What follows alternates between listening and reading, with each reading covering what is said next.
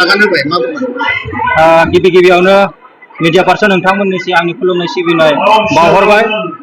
आरो दिनै खैराबारि बेरमो हिरंग मावथिनासालियाव भेरगाव जिल्ला आरो खैराबारि ब्लक कमिटि इउपिपिएलनि जथाय बायजानायाव मोनसे प्रमद बर' सारनि बिटिआरनि चिफ बिथांनि नुजाथिनायाव मोनसे गिदिरथार जयनिं हाबाफारिमोन। लोब लोब रायजो राजाफ्रा बेयाव बाहागो लादों आरो आंजों लोगोसे 1000निख्रुइबो बांसिन गुबुन गुबुन आफादनि बारग' दैदेनगिरि आरो गुबुन गुबुन राजखान्थि दोलोनि दैदेनगिरिफोरा दिनै प्रमद बर' दैदेननाय इउपिपिएल राजखान्थि दोलोआव जुगदान खालामनानै बिथांनि जि मावथांखिफोर बेखौ इयुन समावहा मावफुंनायाव राजखान्थि भाबै बिथांखौ मदद होनो थाखाय दिनै खैराबारिनि रायजो राजायाबो जानजि खाफ्रादों। आं बिनि थाखायनो दिनै चिफ सारा जोंनि खैराबारियाव फैनानै जाबायदि रायजोफोरखौ थुलुंगा होबाय, रायजोनो जिखिनि आसा होलांबाय, आं बिथांनिसिम रोजा रोजा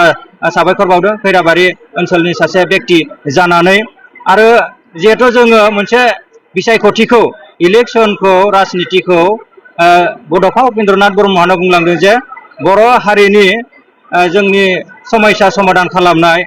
बेखौ बे हिसाबै राजखान्थिखौ जोङो बाहागो लाबोदों। दा बेखायनो दिनैनि तारिखआव दिनैनि जेनेरेसनाव जोङो दिनै एबसुनिफ्राय बारग'नानै जिहेतु जोंहासो मोनसे दायित्व थाखाबाय हिसाबै जोंनि बिटिआर सुक्तिनि दफा मावफुंनाय बिटिसिनि गेजेरजों जोङो जोंनि जि जोबथा थांखि बेखौ जोङो दाफुंनाय, बिसिनि गेजेरजों जोंनि फाउन्डेसनखौ जों गायसननाय, खिन्थु आल्टिमेट सिमाङा दिनै समसिमबो जायाखै आरो बेखौ जाफुंनो थाखाय दिनै जोङो थांनानै थानाय बर' फिसा बिथां जोङो साफ्रोमबो जाहाथे जोङो ज'यै राजखान्थिनि जि सोमावसारनाय बेखौ जों आवगायलांनांगौ बेखौ नुहुरदों। दा बेखायनो जोङो दिनै राजखान्थियाव बाहागो लानाया जों खोब प्रयजन नुदों। दा बड'फा उपेन्द्रनाथ ब्रह्मआ बिथाङा दिनै जोंनि हारिनि थाखाय जि मोनसे मास्टार प्लेन जोंनो गायसनलांबाय आरो बे मास्टार प्लेनखौनो उनसंनानै दिनै 5000निख्रुइबो बांसिन गुबुन गुबुन आफादाव थानानै दिनै रुंसारि जालांबाय। आरो बिथांमोन दैदेननाय बा बिथांमोननि जि एबसुनिफ्राय बिएलटिनिफ्राय एनडिबिनिफ्राय भलन्टियार फर्सनिफ्राय बे आफादफोरनि गेजेरजोंनो जोंनि गेजेराव लिडार सृष्टि जानानै जोंनि हारिया दिनै सुक्तिफोरनि गेजेरजों दावगालांबाय थागासिनो दङ, खिन्थु जोबथा थांखिसिम सफैयाखै। दिनै बेखायनो दिनैनि रायजो राजा बिथांमोना जोंनि जाखांफुनाय लाइमोन फरायसा फरायसुलि बिथांमोना दिनै जाथिनि नामाव राजखान्थि खालामनांगौ, ओनसोल जौगानायनि नामाव राजखान्थि खालामनांगौ, गाव बेक्तिगत स्वार्थनि थाखाय जाहाथे जोंनि फंबाय बिनानावमोना राजखान्थि खालामनाङा। बड'फा उपेन्द्रनाथ ब्रह्मआ जोंनि थाखाय गासैखौनो थियाग खालामलांदो, साख्रि बाख्रि गासै सारा जिबनखौनो त्याग खालामलांदो। जोंनि थाखाय सारा जोंनि बर' जाथिनिफ्राय बर' फिसाफोरा 5000निख्रुइ बांसिन मुंख्लं जालांदों। बिथांमोननि आद्रा सिमांखौ मावफुंनांगौनि थाखाय दायित्व लानांगौ समावहा बिथांमोना प्रमद बर'खौ सोंखारनाय, एबसुखौ सोंखारिनाय, बिनि सोलायै बिथांमोना जुदि बड'फानि आद्रा सिमांखौ मावफुंनो थाखाय दिनै बिसोरो गावनि फरायनाय गावनि जि खामानि दामानिखौ गावनि जायगायाव थानानै जुदि आवगायोब्ला सोंखारिनायनि सोलायै अब्लाना बिथांमोना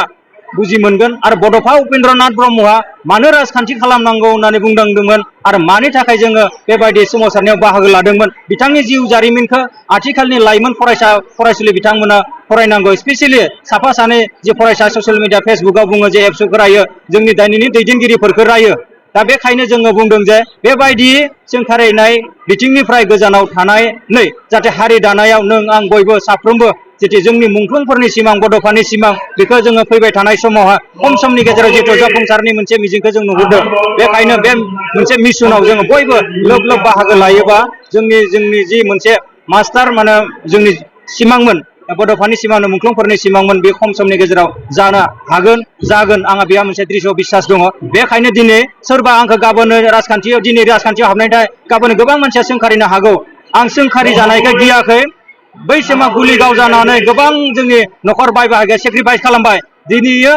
जोङो दिनै बिथांमोननि सेक्रिफाइस, बिथांमोननि अबदाननि थाखाय बड'फानि थाखाय दिनै बर' जाथिया बे ओनसोला दिनै मोनसे सान्तिपुर्ण मोनसे अबस्थायाव थाफैदों। दा बेखायनो आं सोरखौबा सोंखारि जाब्लाबो जेबो गिनांगौ गैया। दा बेखायनो दायाबद्धताखौ बुजिनानै आं दिनै राजखान्थि भाबै बड'फानि मुंख्लंफोरनि आद्रा सिमांखौ मावफुंनो थाखाय आं गावनिफ्राय जिखिनि हायो रायजोजों थानानै खामानि मावलांनो थाखाय आवगायबोदों। दा बेखायनो दिनैनि थाखाय खोब दुखुनांथावना जायफोरखौ आन्दलनखौ नेतृत्व होबोनाय मोनसे समावहा एबसुनि बिबानगिरि जानाय, बिएलटिनि बिबानगिरि जानायफोरा दिनै राजखान्थिखौ 15 बोसोर खालामनायनि उनावहा जायफोरखौ फल' खालामनानै जों राजखान्थि सोलोंदोंमोन, जायफोरखौ फल' खालामनानै दिनै एबसु मावफैदोंमोन, 15-20 बोसोरनि उनाव जों माब्लाबाबो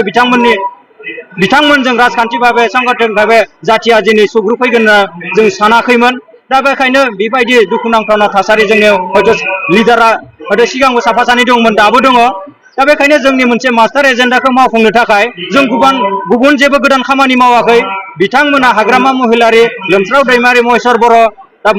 बिथांमोना बड'फाजों थाफानानै समब्रा समब्रि खामानि मावनाय मोनसे मास्टार एजेन्डा बेखौसो दिनैनि समाव जों मावनो हानाय अबस्थायाव थानाय मावलांनो नागिरदों बेखौ हेंथा होनायनि सोलायै बिथांमोना प्रमद बर'खौ इउपिपिएलखौ मदद होनानै आवगायलांनांगौसोमोन नाथाय बादा हिसाबै जादों बिथांमोना दिनै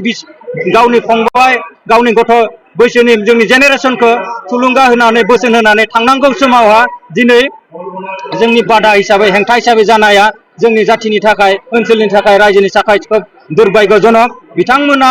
दिनै बड'फाखौ नुबोनाय मानसिया 30 बोसोर 40 बोसोरनि उनाव बड'फानि आइडियलजिखौ जोगारनो हानाय मानसि जों दिनै जोंनि गेजेरावबो जुजिबाय जों बड'फाजों समब्रा समब्रि आन्दलन खालामनो मोनफायाखैब्लाबो जोङो फरायनानै नुनानै बिथांनिफ्राय सोलोंनानै जों दिनै जातीयताबादखौ जोङो हमथानो नाजादों नाथाय बिथांमोनजों जुजिनानै दावगानो लांनो गोनां जानाया जोंनि थाखाय दिनै मोनसे गावनि न'खरनि चेलेन्ज होननानै जों सानो दा बेयो माब्लाबाबो जोङो उनफिननानै थायाखै सरकार पक्षआनो जा गुबुनानो जा दा बेखायनो जोङो फैबाय थानाय समावहा दिनैनि शान्ति परिबेसनि गेजेरजों प्रमद बर'नि दैदेननाय जे इउपिपिएल राजखान्थिनि गेजेरजों फैबाय थानाय समावहा जाय बिथांमोना दिनै बिपिएफ खालामदों बिथांमोनाबो ज'-ज'यै फैनानै जाहाथे प्रमद बर'नि दैदेननायाव खाम्फा चन्दन मोना फैनो हाबायब्ला गुबुनफोरा फैनो हायैनि जेबो कन्डिसन थाया जातीयताबादनि गेजेरजों बर' हारिया खौसे जानो हायो इउपिपिएल बिपिएफ खौसे जानायाव जोंहा जेबो बादा थानो हाया बड'फाया जोंखौ बेखौ फोरोंलांदों आं बेखिनि बाथ्रा नुनो मोनो दोलोनि आखायाव दङ माबोरै उद्धार खालामनो नोंथाङा जिहेतु बिजेपिआव दा बियो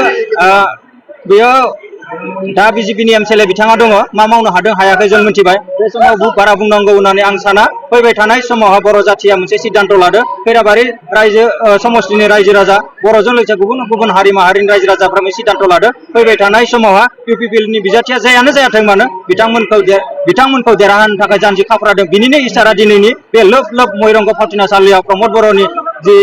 माने बिबुंथि खोनासंनो फैनाय आरो इउपिपिएलखौ मदद होनायानो मोनसे देरहानायनि सिम्बल होननानै जोङो रोखा बुंनो हायो गोजोन्थों।